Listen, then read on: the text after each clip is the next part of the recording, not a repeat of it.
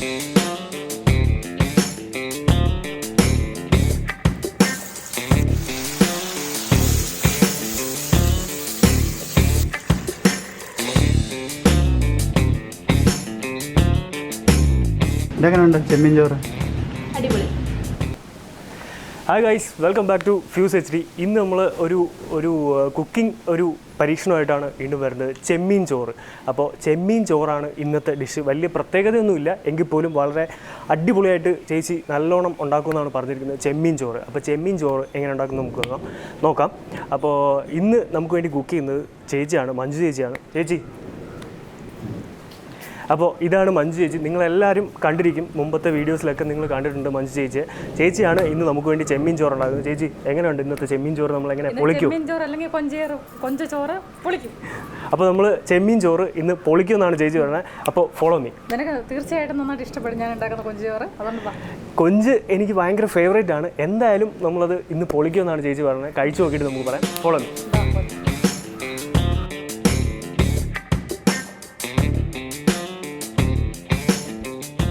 ഇതിലേക്കായി 3 cup റൈസാണ് എടുക്കുന്നത്. ഇത് ജീരകശാല അരിയാണ് എടുത്തിട്ടുള്ളത്.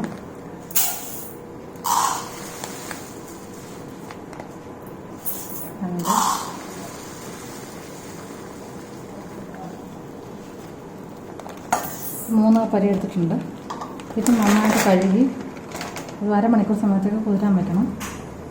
അരി ഇപ്പോൾ കഴുകി കഴിഞ്ഞു. അരമണിക്കൂറത്തേക്ക് ഇത് കുതിരാൻ വെച്ചിരിക്കുക.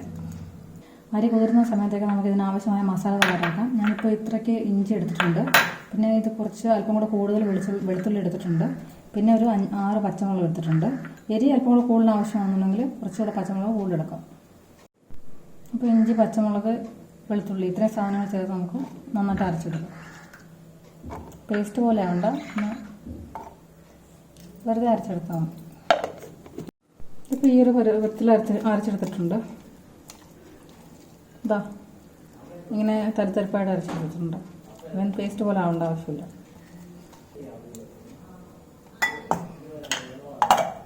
ഉദ്ദേശം 1/2 കിലോ കൊഞ്ച് എടുത്തിട്ടുണ്ട്. അപ്പോൾ ഇതിലേക്ക് നമുക്ക് അല്പം ഉപ്പിട്ട് കൊടുക്കാം.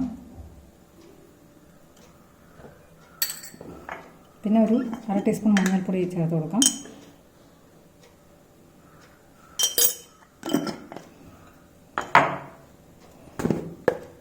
ഒരു ടീസ്പൂൺ മുളക് പൊടി ആവശ്യമുണ്ടെങ്കിൽ അല്പം കൂടെ ചേർക്കാം. എന്നിട്ട് ഇത് നന്നായിട്ട് മിക്സ് ചെയ്ത് അല്പം സമയം വെച്ചേക്കാം.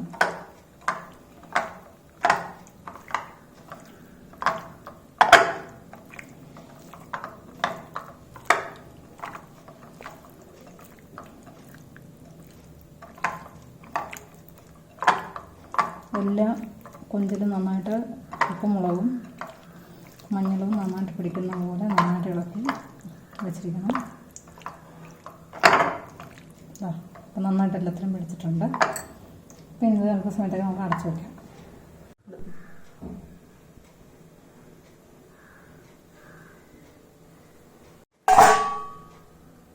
അപ്പോൾ നമ്മൾ മസാല പുരട്ടി വെച്ചിരുന്ന കൊഞ്ച് ഇപ്പോൾ മസാല പിടിച്ചിട്ടുണ്ട്. ഏകദേശം ഒരു അരമണിക്കൂർ സമയം ഞാൻ വെച്ചിട്ടുണ്ട്. അപ്പോൾ ഇത് എണ്ണയിൽ വറുത്തെടുക്കാൻ പോകുകയാണ്. അപ്പോൾ നമുക്ക് ഇതിനാവശ്യം എണ്ണ ഒഴിച്ചു കൊടുക്കാം. കുറേശ്ശെ വറുത്തെടുത്താൽ മതി. അധികം എണ്ണയുടെ ആവശ്യമില്ല. ഇതിപ്പോൾ ഞാൻ സൺഫ്ലവർ ഓയിലാണ് ഒഴിച്ചു കൊടുത്തിട്ടുള്ളത്. കുറേശ്ശെ ആയിട്ട് വറുത്തെടുക്കാം.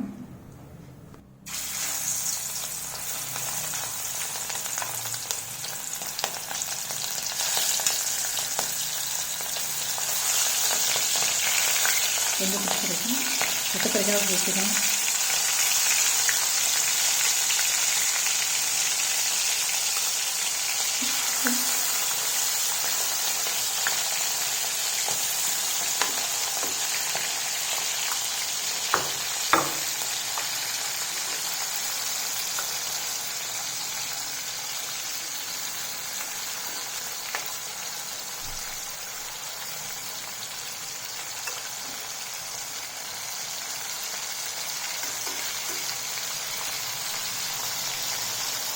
കൊഞ്ച് വറുത്തെടുത്തോളം ചോറുണ്ടാക്കാൻ പറ്റും. ഇതിപ്പോൾ കൊഞ്ച് വറുത്തെടുക്കുകയാണെങ്കിൽ കൊഞ്ചിൻ്റെ ഒരു വല്ലാത്ത മണം അധികം മണം കൊഞ്ചിൻ്റെ മണം ഇഷ്ടമല്ലെന്നുണ്ടെങ്കിൽ വറുത്തെടുത്തിട്ട് ചോറുണ്ടാകുന്നതാണ് നല്ലത്.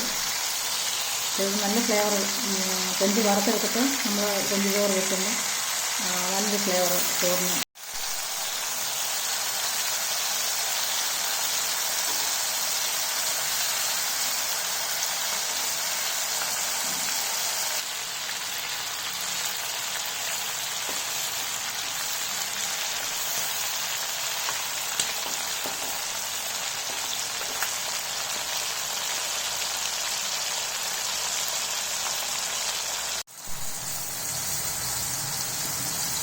ഓരോ കൊഞ്ചും നന്നായിട്ട് എണ്ണയിൽ മുങ്ങി കിടക്കുന്നത് പോലെ നോക്കിയിട്ട് കൊടുത്തു കഴിഞ്ഞാൽ വേഗം വറുത്ത് കിട്ടും.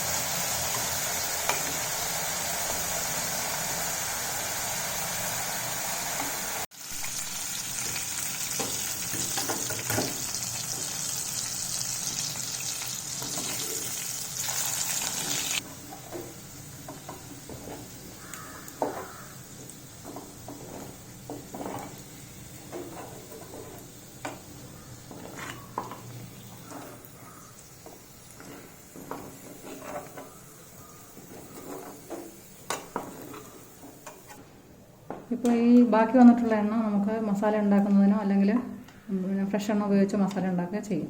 അപ്പോൾ നമുക്ക് മസാല തയ്യാറാക്കുന്നതിന് വേണ്ടി ഇതിലേക്ക് ആവശ്യമായ എണ്ണ ഒഴിച്ചു കൊടുക്കാം. ഞാനിപ്പോൾ ഇതൊരു ഉദ്ദേശം ഒരു 3 ടേബിൾ സ്പൂണോളം എണ്ണ ഉദ്ദേശിച്ചാണ് ഒഴിച്ചിട്ടുള്ളത്. അതിലേക്ക് ചെറുതായിട്ട് അരിഞ്ഞു വെച്ചിരിക്കുന്ന ഉള്ളി, കനം കുറച്ച് അരിഞ്ഞു വെച്ചിരിക്കുന്ന ഉള്ളി ഇട്ട് കൊടുക്കുകയാണ്.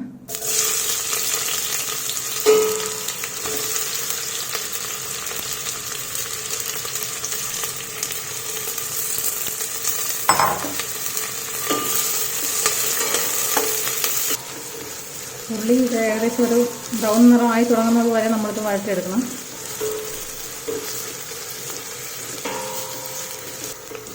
ഉള്ളി ബ്രൗൺ നിറമായി തുടങ്ങിയിട്ടുണ്ട്. അപ്പോൾ ഇതിലേക്ക് നമുക്ക് ചതച്ച് വെച്ചിരിക്കുന്ന ഇഞ്ചി, പച്ചമുളക്, വെളുത്തുള്ളി എന്നും വെച്ചെടുക്കാം.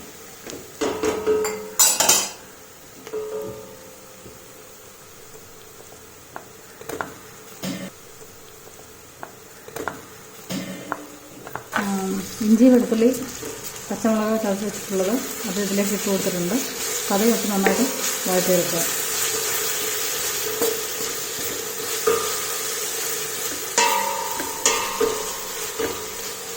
ഇതിലേക്ക് ഒരു കുറച്ച് കറിവേപ്പില കൂടെ ഇട്ട് കൊടുക്കാം.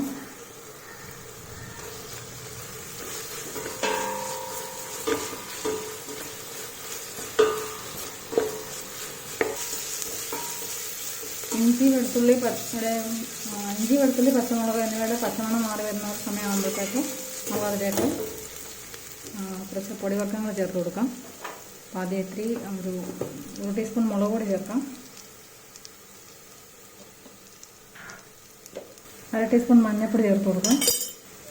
1/2 ടേബിൾ സ്പൂൺ ഗരം മസാല പൊടിച്ചത്, വീട്ടിൽ തന്നെ പൊടിച്ചതാണ്. ഇതിൽ പട്ടയും, ഗ്രാമ്പൂ, ഏലം, പെരിഞ്ജീരകം, കുരുമുളക് എന്നിവ ചേർത്തിട്ട് പൊടിച്ചാണ് ഗരം മസാല. അപ്പോൾ ഇത് ഇട്ട് കൊടുക്കാം. ബാക്കി ഗരം മസാല മാറ്റി വയ്ക്കുക. എന്നിട്ട് നന്നായി ഇളക്കി കൊടുക്കുക.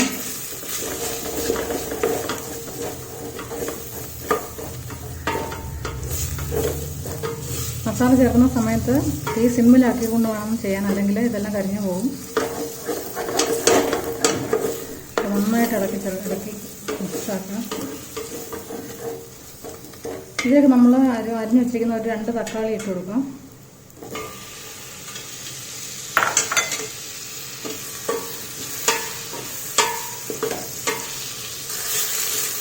ഈ ഒരു മസാലയ്ക്ക് ആവശ്യമായ ഉപ്പ് ചേർത്ത് കൊടുക്കണം. ഞാനൊരു 1/2 ടീസ്പൂൺ ഉപ്പ് ചേർത്ത് കൊടുക്കുന്നുണ്ട്.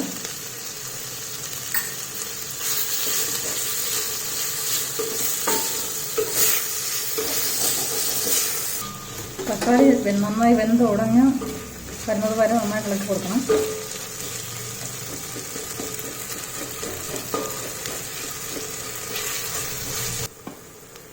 1 ടീസ്പൂൺ മല്ലിപ്പൊടി,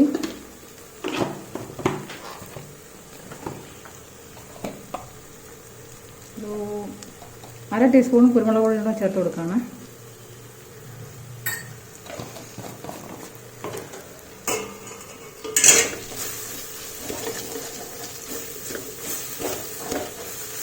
ഇപ്പം നമ്മൾ ഈ തക്കാളി നന്നായിട്ട് വെന്ത് വന്നിട്ടുണ്ട്. അത് നന്നായിട്ട് വെന്ത് ഉടയുന്നൊരു സ്റ്റേജിലാണ് ഇപ്പോൾ ഉള്ളത്. അപ്പോൾ ഇതിലേക്ക് നമുക്ക് വറുത്ത് വെച്ചിരിക്കുന്ന കൊഞ്ചിട്ട് കൊടുക്കാം. വറുത്ത് വെച്ചിരിക്കുന്ന കൊഞ്ചിട്ട് കൊടുക്കുകയാണ്.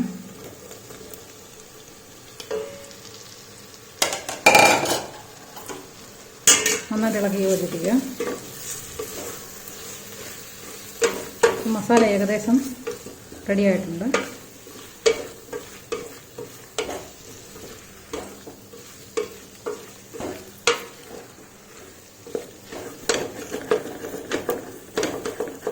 അപ്പോൾ ഇതിലേക്ക് ഞാൻ 4.5 കപ്പ് വെള്ളം ഒഴിച്ചു കൊടുക്കാൻ പോവുകയാണ്. നമ്മൾ 3 കപ്പ് അരിയാണ് എടുത്തിട്ടുള്ളത്. അപ്പം 3 കപ്പ് അരിക്ക്, അതായത് കുതിർത്ത അരിക്ക് 1 കപ്പ് അരിക്ക് 1.5 കപ്പ് വെള്ളം വെച്ചിട്ട് 4.5 കപ്പ് വെള്ളമാണ് എടുത്തിട്ടുള്ളത്. അത് ഇതിലേക്ക് ഒഴിച്ചു കൊടുക്കുകയാണ്.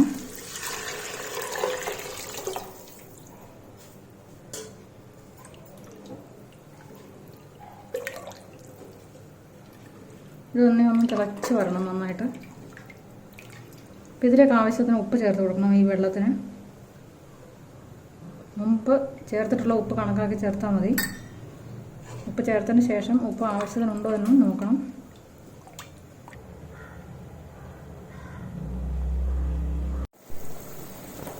ഇപ്പോൾ വെള്ളം നന്നായിട്ട് തിളച്ച് വന്നിട്ടുണ്ട്. അതിലേക്ക് കഴുകി കുതിർത്ത് വെള്ളം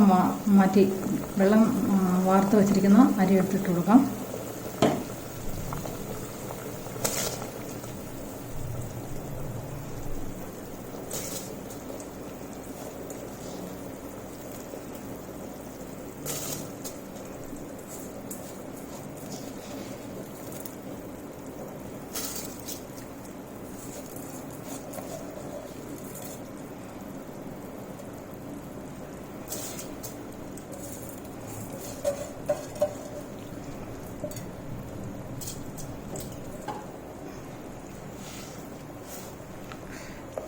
നന്നായിട്ട് ഇളക്കി കൊടുക്കാം. അരി ഇട്ടൊന്ന് തിള വരുന്നത് വരെ നമ്മളൊന്ന് ഈ തീ കൂട്ടി തന്നെ ഇട്ട് ചെയ്യണം.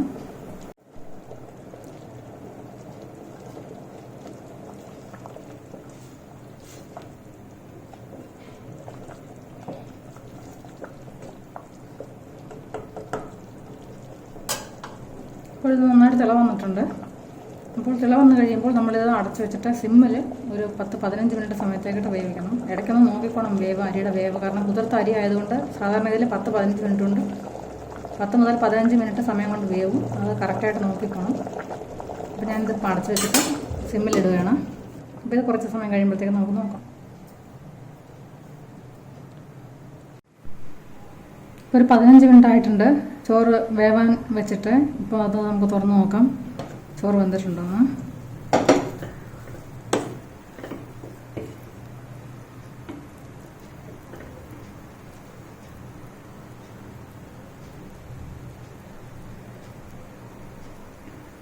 ചോറ് വന്നിട്ടുണ്ടെന്ന് ഇളക്കി കൊടുക്കാം നമുക്ക്.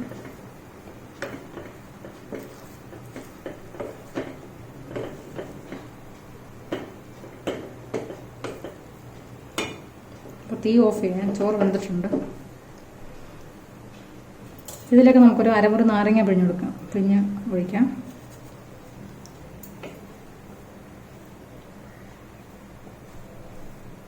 ഒന്ന് ഇളക്കി കൊടുത്ത ശേഷം ബാക്കിയോടെ പിഴിഞ്ഞൊഴിച്ചാൽ.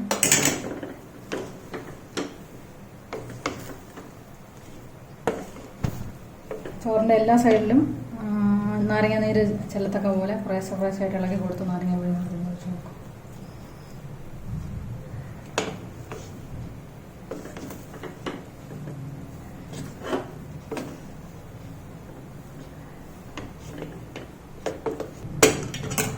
അപ്പോൾ ഇതിലേക്ക് നമുക്ക് കുറച്ച് മല്ലിയില ചേർത്ത് കൊടുക്കാം. മല്ലിയില ഓപ്ഷണലാണ്. ഇഷ്ടമുണ്ടെങ്കിൽ മാത്രം ചേർത്താൽ മതി. ചിലർക്ക് മല്ലിയിലയുടെ ടേസ്റ്റ് ഇഷ്ടപ്പെടില്ല. അങ്ങനെയാണെന്നുണ്ടെങ്കിൽ അതിൻ്റെ ആവശ്യമില്ല.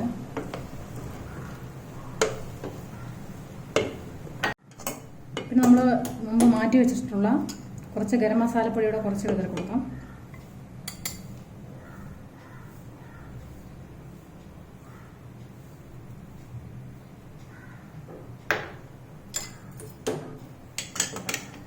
വളരെ കുറച്ച് മാത്രം മതി. എന്നിട്ട് അത് നന്നായിട്ട് ഇളക്കി ഒരു 1/2 ടീസ്പൂൺ ഗരം മസാലപ്പൊടിയുടെ ആവശ്യമുള്ളൂ.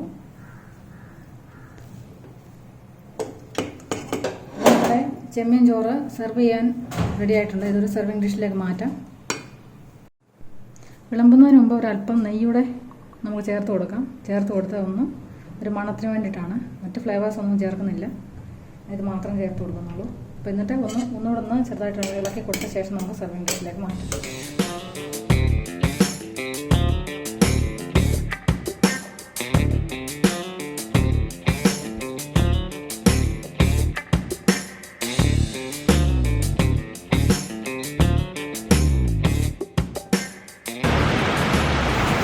അപ്പോഴേ രണ്ടാളും ഈ കൊഞ്ചിയോന്ന് കഴിച്ചു എങ്ങനെയുണ്ടോ? ടേസ്റ്റ് ചെയ്തോ?